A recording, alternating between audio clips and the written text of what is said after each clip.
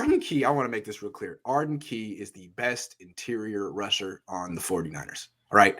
Eric Armstead had a nice little stretch at the end of the year, but Arden Key didn't play the first half of the year, essentially. He basically became a key contributor week 8 or so. And from week 10 on, I think that was about 9 or 10 games. He had 6.5 sacks. That guy was really playing at a Pro Bowl level. And he's going to probably get paid big, not Eric Armstead money, but big money in the offseason and leave. And it's a shame because he's a better pass rusher than Eric Armstead. I do believe that. Now, Armstead's a much better run defender, of course. Arden Key is a part-time player, but you're paying for that pass rush production, and he's probably going to get paid and leave, and that's too bad because he's cheaper than Armstead. It is too bad. He's a great rotational piece. He could be a starter on another team. He's going to want to be a starter on another team. He got to be a 10-sack-a-year guy. Prove himself, basically. But it really hurts because all of a sudden, a place where we are invincible in depth, we are starting to lose key components, and that would not be good. We have to keep Ebukam. Absolutely have to have him because we do not want to have to draft another edge rusher with our other needs. Fortunately, he's under contract. Fortunately, for one more year. Right, but I mean, we should keep him potentially beyond that if we can. I think if he has another good year, we should consider keeping him because, again, we don't want to spend draft capital at that position when we've already done it with Bosa. And we have other needs, and we will have more needs next year. But with Arden Key, I was really happy to see him. I was always an Arden Key fan. He's LSU, right? Is that where he came from? Yes. Yeah. Edge rusher at LSU. Now he's an interior pass rusher. He's really good at what he does. Yeah, and I was really happy to see him have a good career with us. But I think you're right. I think he's gone. And that just really stinks because it really eviscerates our depth at that position. And it puts even more pressure, I think, on Armstead as far as like snap count. Let me ask you a question. Would you rather have Eric Armstead or Arden Key and DJ Jones? Let's say it's an either or. And I don't know that it is, but let's say it's an either or. What would you pick? DJ Jones and Arden Key. Me too. You get two players that are probably cheaper than Armstead. You get two players who give consistent effort as opposed to Armstead, who's the best player on the field a couple of times a year. No, I'm with you on that. I'm going to talk about DJ Jones next. We're going to talk about him next. Arden Key is a pass rusher. He's a better pass rusher than Eric Armstead. And DJ Jones is a better run defender than Armstead. And he actually gets to the quarterback a couple of times. Yeah, we're going to talk about DJ. I want to give it like a 3 or 4 minutes to DJ Jones, but he's a better run defender. So, Arden Key, he's probably going to get what? The Kerry Hyder contract, right? 3 years, $30 million. He's going to be worth that. He's a good player. Now, the next team could use him incorrectly like the Raiders did, and who knows. But for the Niners, he's definitely worth 3 years, $30 million. He's an important part of this pass rush, and he's probably going to leave because the Niners are so invested in Armstead, who's the best player on the field 2 or 3 times a year. It's great. One of the things about Armstead is the contract years coming up. It's like, why not unload him while you still can for some draft capital if you've already got a... So I always say this. I'm an Oakland A's fan. We are not rich enough to be able to afford full-time second baseman, full-time, position players beyond the draft. Exactly. It's all platoons.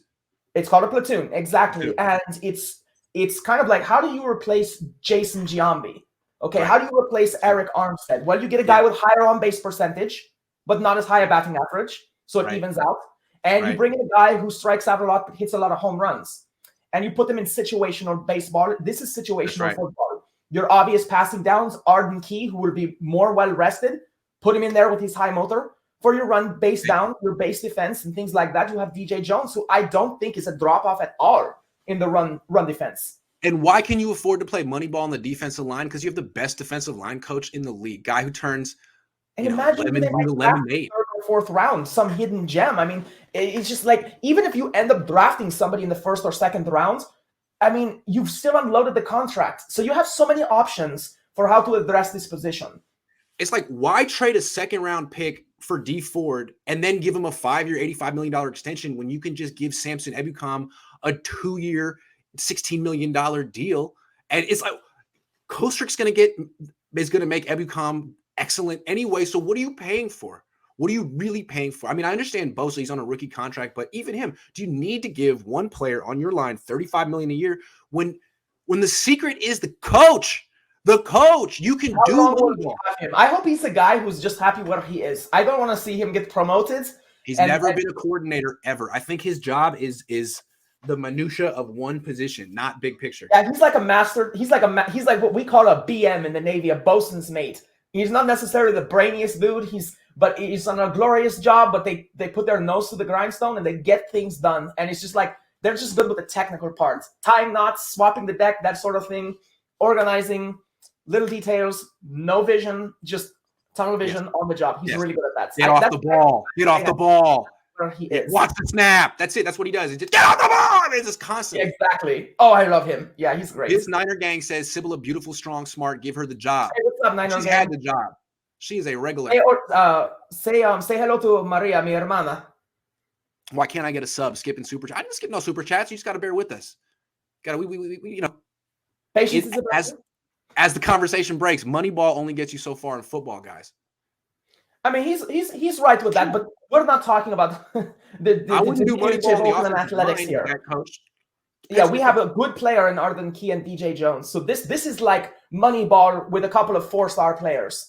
Basically. I wouldn't do Moneyball in the secondary. I wouldn't. I think. But yeah, Moneyball is what we did in the secondary, and that's But you have to have the coach. It's our fault because we didn't draft for it.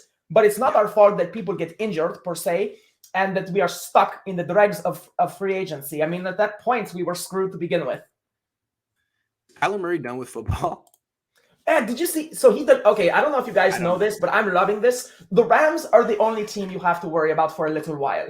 Kyler Murray deleted all his Cardinals-related pictures on his Instagram, and he unfollowed them like a child. And I'm thinking to myself, this is a little high school drama. Did he block him too? For those of you who don't know, he's 15 Did he hex him, jinx him?